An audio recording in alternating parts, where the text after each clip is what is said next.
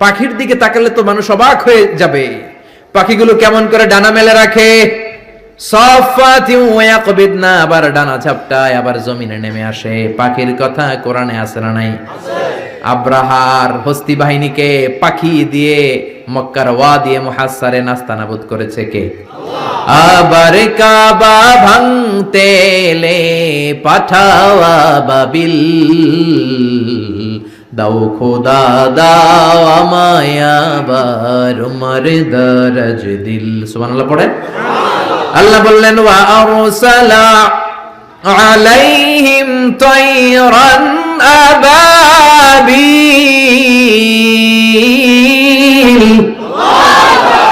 লোহিত সাগরের উপর থেকে ঝাঁকে ঝাঁকে পাখি পাঠিয়ে আব্রাহার বাহিনীকে ধ্বংস করে দিল কে?